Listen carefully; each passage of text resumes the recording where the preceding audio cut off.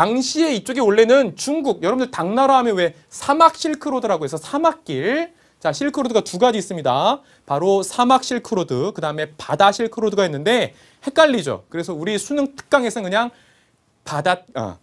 여기 사막길, 바닷길 이렇게 얘기합니다. 근데 사막길이 있는데요. 사실 이때 사막길은 여기 보다시피 타타르, 몽골 쪽에 그 다음에 티무르라는 강력한 제국이 있었어요. 그래서 쉽지 않았어요. 오히려 명나라 입장에서는 바다로 가는 것이 훨씬 더 나았다라고 보시면 되겠고요. 그래서 어떤 무역이라는 측면도 있고 검문제를 찾아서 그래서 정화의 항해라는 부분이 있었고 또 하나 이 명나라 여기 타타르라고 하는데 몽골인데 이 베이징에서 이 영락제가 수를 옮긴 다음에 이쪽으로 이제 원정하게 되면 혹시라도 남쪽에서 예를 들어서 시암이라고 해서 태국인데 이쪽이 쳐들어온다거나 뭐 이런 남쪽에서 쳐들어올 수 있기 때문에 이걸 좀 진정을 시켜야 되는 거예요.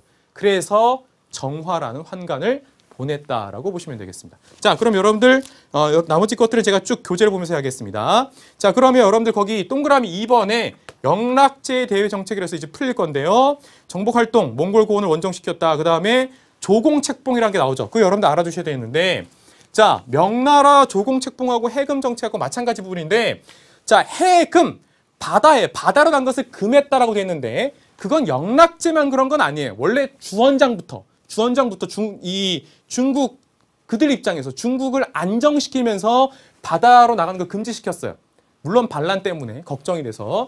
자, 그래서 선생님 수능 개념 때는 주원장이 그런 얘기도 했다. 바다에 나무 판자 하나라도 띄우지 말라라고 했다 그랬는데 영락제도 그걸 계승을 했습니다. 그렇게 알아두시고 다만 뭐만 되냐면 조공책봉 관계만 되는 거예요.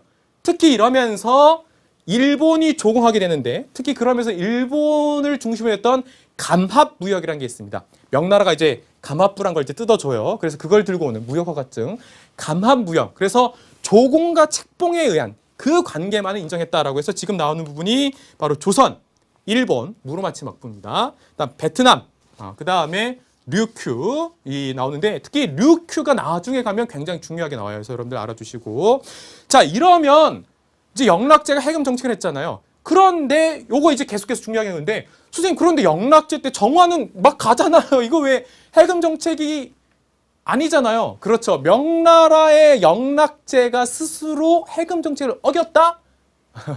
바로 이것도 조공의 확대예요. 그래서 여기 보다시피 쭉 난징, 푸저우, 광저우 쭉 가고 가는데요. 이쪽에 가게 되는 예를 들어서 선생님 아까 얘기했던 시암이라고 있죠. 오늘날의 태국인데 시암이라든가 자, 시암 국가. 그 다음 여기 보면 여러분들 쭉 가서 팔렘방이라 했습니다. 오늘날의 인도네시아 수마트라 쪽인데 그 다음에 이제 실론, 오늘날의 스리랑카죠.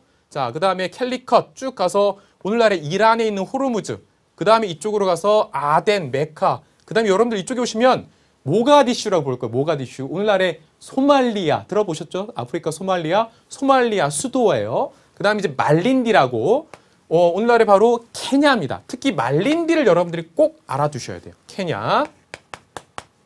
특히 이 말린디 모가디슈 아프리카에 있었던 기린을 갖고 오죠. 기린. 이렇게 해서 여러분들 기린을 좀 알아두셔야 되겠는데 자 이렇게 하면서 이거는요 뭐냐면 조공이에요. 그러니까 조공을 확대한 거예요. 그게 무슨 얘기냐면 시암 왕이 명나라 영락제에게 조공을 합니다. 조공을 이제 나오게 되고 그 다음에 실론이 있어요. 심지어 실론은요 정화가 끼어들어서 실론의 왕을 잡아요. 실론의 왕을 잡아갖고 끌고 가요. 그래서 베이징까지 끌고 갑니다. 그래서 이 실론 왕이 무릎 꿇고 항복을 하는 그런 모습이에요. 그래서 이거는 바로 단순한 무역이 아니라 바로 명나라 환관 정화를 시켜서 가는 모습입니다. 근데 재미난 건요. 환관 정화가 원래는 이슬람교 출신이에요. 그 집안 자체가 이슬람교 출신이에요. 그래서 여러분 여기 보시다시피 호르무즈, 이란, 오늘날 이란이라든가 아덴, 메카까지 이슬람 쪽으로 많이 가게 됩니다.